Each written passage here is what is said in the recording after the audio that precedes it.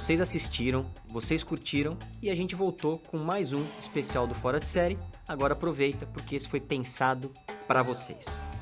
Quando a gente fala de empreendedorismo, o que me vem à cabeça é Luciano Schucker, Rafael assim, Capelli. De primeira, assim, top of mind? O cara tem banda de casamento, vende produtos hospitalares, é digital influencer, apresentador da TV São Paulo.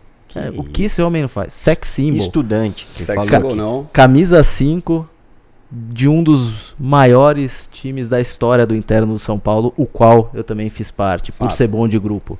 E eu bom de meme no WhatsApp. Era bom, deixava Kaká, Caio Ribeiro, Roberto, os caras jogar, a gente ficava no banco. Todo mundo tem uma função. Quem sabe o que fazer. Tem função pra todo mundo. Tem função pra todo mundo. Na vida, se você estiver cercado de boas pessoas, acho que nós somos o resultado da média, né? A média das 5 pessoas que estão à sua volta. Caralho, que Apesar lindo. de tê-lo ao meu lado, os outros 4 que estavam à minha volta eram muito bons. Então a minha média ainda era pra alta. cima. Tamo junto nessa. Jogou junto. Né? Tamo junto nessa conta aí. Puxando a média pra baixo, mas ainda numa média boa. Exatamente. É isso. Então, Tchulo, obrigado, cara. Obrigado a vocês pelo convite. Uma honra. Que isso. Ainda não sei o que estou fazendo aqui, mas vamos bater um papo pra ver se a gente descobre. Né? Cara, é assim, eu tenho contado essa história, breve história no começo dos podcasts, que acaba justificando um pouco do que a gente tá fazendo aqui, muito mais do que você, porque você tem a sua história empreendedora, você é um influenciador digital, então faz todo sentido. Mas o que a gente está fazendo aqui? A gente tem o Fora de Série, a gente sempre teve aquela pilha de não, vamos ter que educar e trazer informação e não sei o quê. Até o dia que a gente falou assim, cara, vamos trocar ideia. A informação, o conhecimento vai vir. Mas vamos fazer um negócio que a gente curta e vamos trazer os amigos pra gente poder falar besteira. Não Ótimo. tanta besteira como alguns falam.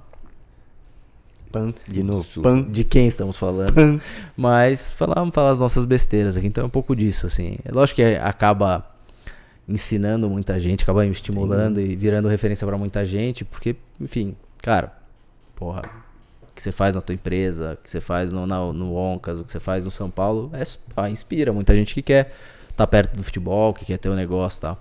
Mas a ideia é a gente trocar ideia. E a gente sempre tenta fazer essa brincadeirinha assim de um sabe mais sobre o convidado que outro pra sair perguntas legítimas. Porque eu sou tendenciado, porque eu sou fã do Luciano Schucker. Então vai ser difícil eu não sair correndo e dar um beijo na boca dele. Quer dizer, não fazer as perguntas já direcionadas, né? Com profissionalismo, né? Por Com favor. profissionalismo. Então o Capelli traz a inocência do primeiro encontro. Aquele nervosismo. Aquele frio na barriga. Mão suada, importante. ó. Mão suada. A da sauna, inclusive. Lu, conta nas bom. suas palavras quem é Luciano Schucker e o que faz Luciano Schucker. Cara, Luciano Schucker é um cara inquieto, que não consegue ficar parado, que gosta de fazer várias coisas ao mesmo tempo, que não é organizado, que não tem foco, mas é um cara que põe a mão na massa e faz acontecer. Você falou um pouquinho do que eu faço, eu trabalho com as coisas mais variadas possíveis, o que não indico a ninguém, porque cansa pra caramba, porque às vezes eu estou no meu escritório de importação de material médico, pensando no São Paulo, mandando orçamento de um show de casamento, né? Então, isso há alguns anos. Aí depois as coisas, graças a Deus, foram ficando melhores, mais fáceis, e hoje a gente consegue organizar uma equipe para fazer isso. Mas mesmo pensando em várias coisas ao mesmo tempo e mais pensando e não executando, cansa muito, porque são várias... Uma coisa não conversa com a outra, né? Então você acaba não aproveitando nada uma da outra. Mas eu sou esse cara, tô 40 anos de idade, me considero muito bem sucedido em quase tudo que eu fiz, inclusive no que não acertei foi ótimo, acho que aprendi bastante. E tô aqui para bater papo e contar um pouquinho do que vocês quiserem saber. O começo foi muito difícil, eu valorizo muito isso, eu sempre falo nas redes sociais, tento mostrar isso porque eu tenho muitos seguidores, crianças, jovens, adolescentes que não têm essa mesma condição que eu não tinha lá atrás e que se inspiram na minha história, no sentido de falar assim, se ela conseguiu, eu também vou conseguir. Então, tento sempre levar essa mensagem e falar assim, vocês podem, vocês conseguem, eu consegui, vocês vão conseguir também. É uma baita responsa, né? Esse é o poder da influência de fato, né? Não só influência marqueteira e venda de produto, mas acho que talvez essa seja a mais importante E a responsabilidade é enorme, né? Exatamente, assim, eu sou uma pessoa muito emocionada, eu falo. Então, tipo, eu cheguei na Rússia, eu lembro, o Serginho tava até junto, que é da NWB. Querido Serginho, Gandolfi, um beijo pra ele, o inclusive. vulgo Zezé. Eu lembro que eu entrei no estádio da Copa lá e eu comecei a chorar. Ele, por que você tá chorando? Porque eu tô na Rússia, eu tô na Copa. E assim, foi uma coisa muito louca. Então eu valorizo muito o que passou até aqui. Eu já fui pra 20 países através do futebol freestyle. Nossa, tudo isso. Muito, né? Muito lugar. Muito. Tipo, Egito, Nigéria, Malásia, China, próprio Catar. Enfim, tudo por causa do futebol freestyle. E graças à rede social também, né? Que se não fosse ela, É uma baita ferramenta, não seria né? possível. Isso é um ponto legal, que eu até tava falando pro Rafa antes da gente começar. Os países, eles não são os usuais, né? Fala, porra, se a gente fala de futebol e tal, Itália, Espanha, Estados Unidos, agora... Estados Unidos, você foi longe agora. Japão, tá? Mas, pô, Nigéria, não são os países super tradicionais, né? O que leva a galera a te contratar pra ir pra esses países? Pois é, às vezes eu chego nos países e pergunto, mas como que você me achou? Aí eles, não, o vídeo viralizou e tal, te procurei nas redes sociais, encontrei seu perfil. E eu percebo também que eu não sou a melhor do mundo no freestyle, mas eu sei me vender muito bem. Isso, assim, eu já vi que é o ponto principal. Por exemplo, no Egito, eu lembro que eu concorri com mais 6 meninas pra ir. Foi eu e a Melody Doncic, que é a melhor do mundo no freestyle, que é a francesa. Eu falei pro cliente, passou uns dias que eu já tinha intimidade, falei, por que você me trouxe? O que eu tô fazendo aqui? Aí ele falou, foi muito do seu portfólio, e eu via nos vídeos a maneira como você sorria, se apresentava, e o fato de ser brasileira, nossa, isso pra gente abre muitas portas. Mulher, brasileira, e futebol, acho que o mundo inteiro abraça essa causa, então Total. isso me abriu muitas portas. E você passou por vários 20 países, você falou, né? Isso. Tem algum caso histórico, assim, de embaixadinha mais difícil, ou sei lá, algum caso legal dessas viagens que... Algum aperto? Aperto, Olha, certamente. Né? Perrengue a gente passa em Perrengue, todo lugar, né? certamente. O famoso perrengue chique. Mas, ó, no Egito eu fui pra trabalhar pra uma marca de cerveja lá. E eu cheguei lá e eu achei que era pra eu fazer show de freestyle. Só que não, era pra dar caneta nos caras. Totalmente fora da casinha. Eu cheguei lá e falei, como que você não me avisa que o trabalho é ser esse e tal, não sei o quê. Mas no fim das contas deu certo, porque eu vim do futebol também, né? Eu não comecei fazendo embaixadinha, eu comecei jogando futebol. E aí não tinha menina que jogava bola, ficava no canto da quadra lá esperando minha vez de jogar e ficava treinando as embaixadinhas. Então eu já tinha uma base, com 8 anos eu já fazia mais de 100 embaixadinhas. Mas... Mais que você já, André. Porra, muito mais do que eu. Você tá de brincadeira. Então ali eu comecei a treinar as embaixadinhas, mas a minha base sempre foi futebol. Sempre gostei de dar caneta, de dar uma zoada e tal. E aí chegou lá no Egito, peguei algumas técnicas, porque tem o pessoal que é de street mesmo, que é a modalidade do freestyle, só que no chão, de dar as canetas. Tem técnicas pra você dar. Então tem manobras que se eu jogar a bola pra esquerda ou pra direita, eu sei que você vai abrir a perna e eu consigo te dar Eita, caneta. lasqueira. Então tem umas técnicas certas de dar caneta, Ainda mais como o eu Rafa, que é apliquei ali tonto. na hora. Que isso. É volante, marcador. É, volante.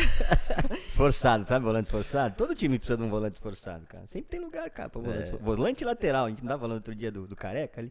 Não foi o Careca. Quem que falou que era lateral, que tinha espaço? O Norton. O Giba. Tá vendo? Sempre tem espaço, cara, pra volante lateral. Sempre tem, Né? todo time. Eu acho, inclusive, que o volante é sempre o homem do jogo. Falam que é o meia, mas volante faz toda a Obrigado, diferença. Raquel. André. Eu era um cara que sempre curti muito o esporte, né? Minha família, meu sobrinho era jogador de futebol. E ele era um cara que jogava futevôlei na praia no final do ano com os craques do futevôlei. Eu entrei no esporte porque eu gostava do esporte, mas ali já estava quase na faixa de 40 anos e queria ter um negócio que envolvesse o esporte. A gente entrou no futevôlei muito por uma vontade dele. Hoje esse mesmo sobrinho meu abriu uma unidade da Replay em Orlando, né? Ai, que Já massa. tem um ano, mais ou menos. E eu acho que o maior legado da Replay é que ela pôde comprovar ao longo dos anos que qualquer um pode jogar futevôlei. O futevôlei foi criado na década de 60, ali no Rio de Janeiro, em Copacabana. E até então, até a Replay começar essas aulas de futebol em São Paulo, porque outros também já tinham começado, era um esporte muito, assim, se acreditava só quem tinha o dom conseguia jogar futevôlei. E muito por falta de alunos ali no começo, a gente começou a pegar um círculo de amigos que nunca tinham jogado futevôlei, inclusive eu. E ao longo desses anos houve transformações muito grandes, né? Tanto na parte física, psicológica, e socialização que hoje, nos tempos que a gente vive, são fundamentais Sem dúvida. para a alegria, para a felicidade das pessoas. Então, eu acho que o legado da Replay ao longo desses anos foi isso, né? Nossa. Isso, cada vez mais pessoas começaram a entrar no esporte novo como esse, que é tão diferente de São Paulo, né? E aí eu acho que realmente teve muito dessa participação. E uma das coisas que eu tenho o maior prazer de falar, 2 anos atrás eu fui para o Rio de Janeiro pela primeira vez jogar na praia. E no hotel que a gente estava em Copacabana, que é onde foi criado o futebol, a gente andando, fomos até Ipanema. E a primeira rede que eu encontro, 2 cariocas com a roupa da Replay, Ah, que massa. que haviam aprendido a jogar futebol na Replay. E aí eles me contam, poxa, tinha uma namorada que morava em São Paulo e tal. E nesse mesmo dia, várias outras redes, eu encontrei pessoas com a roupa da Replay e foi reconhecido por ser o Giba lá da Replay e tal. Puta, que legal. E ter transformado vidas, né? Então, e várias outras histórias como essa. Vários alunos nossos que tinham casa na praia em São Paulo, no litoral de São Paulo, e aí transformados por aprender um novo esporte. E hoje, no final de semana, você vai numa praia em São Paulo, do litoral de São Paulo, no Brasil inteiro, um monte de gente jogando altinha, futevôlei, beach tênis também. E aí veio muito dessa história, entendeu? Inclusive a La Liga, que é um dos maiores produtos para mim, né? Eu dou aula no MBA da La Liga e quando eu chego lá para dar aula, né, em Madrid, você entra, você tem escrito logo de cara. Não é futebol, é La Liga. Você vê, isso é um envelopamento de produto espetacular. O cara se posiciona. Isso e a The Premier League são The do Premier caralho. League. Espetacular, você vê. Mas isso é o envelopamento né, de um produto. Sim. E a La Liga, assim, eu tenho história com a La Liga desde os Galácticos. Eu trabalhei com os Galácticos. Né, e outro dia eu perguntei numa aula se... numa aula da CBF Academy, se não me engano, eu perguntei, vem cá, alguém me diz aqui que ano que foi os Galácticos. Aí um falou 2002, outro 2004, outro 2006. Eu falei, tá vendo? Os Galácticos não foram um time, ele foi um produto. Processo, né? Um processo. Os Galácticos foram um produto envelopado por anos, que mudou uma lei nacional, mudou toda a percepção de negócio, mudou a minha percepção de negociação de contrato. Ali eu percebia o poder do jogador, o poder do produto e o poder do clube, que quando bem alinhados, criam um subproduto imbatível. Animal. É o que falta, às vezes, um pouco no Brasil, essa visão um pouco mais de ecossistema em vez de questões pontuais, né, cara, como clube. Mas é difícil transformar isso num negócio perene também, né, cara? Tudo bem, tem N outros players aí que também vão se posicionar dessa forma, etc e tal. Mas é difícil, né? Você pegar o exemplo dos Galácticos, por exemplo, 2002, você falou, né? 2002. Foi 2002, eu trabalhei Roberto Carlos, eu trabalhei Robinho, Cicinho, saída do Ronaldo, assim, foram até 2005, 2003, 2005, 2006, alguma coisa assim. É um bom período, né, se você parar pra pensar, né, Espetáculo, futebol. né? Mas é difícil manter, né, num longo Mas prazo, repara que eles prazo. foram mudando as peças, mas eles não mudaram o envelope. Se você parar pra pensar, não parou, né? Não parou em 2006, 2007, que você... Não, Veio o Kaká, que depois veio o Cristiano Ronaldo. Ronaldo, exatamente. É o que eu digo hoje, Virou né? conceito, O jogador é o novo player, né? O player é o novo player. O player é o novo player. Então, isso é fato, né? Hoje as pessoas seguem, foi acelerado isso pela pandemia, né? As pessoas seguem muito mais, às vezes, as características de um atleta do que de um clube, uma cultura de um clube. Né? Então, isso é muito interessante. Você vê agora com a movimentação do Messi e do Cristiano Ronaldo, os números não mentem, né? Os números de rede social, né? De engajamento, de crescimento. Cara, o Kaká cresceu 10 milhões de seguidores no último ano. 10 milhões de seguidores. Depois de parado. Depois de parado. Ele não faz... E, assim, uma crítica que a gente faz pra ele, né? Trabalho com ele já há algum tempo, né? Sim. Ele não dá a menor atenção pras redes sociais. Ele cresceu 10 milhões de seguidores, cara. Uma loucura. Como é que pode um negócio desse? Loucura. Você tem que levantar a mão pro céu mesmo, cara. Tem mesmo. Porque, porra... E repara que ele era de uma época que você não tinha toda essa rede social, toda essa criação aí, que eu chamo da fase 2 da internet, as fãs, né? Que era o Facebook, cara, a Apple, o Google, né, cara? Você tem ali todo o controle de dados, de fluxo, de relação direta com o fã. Isso tá mudando, né? Você tem a fase 1, a fase 2, que é as fases das fãs, e agora a fase 3, que acho que é essa Ele tava no desintermediação. analógico, só com as cacazetes. Agora vocês já sabem, né? Então ativa o sininho, segue o Fora de Série e curte esse vídeo aqui. Quem sabe quais melhores momentos estão por vir.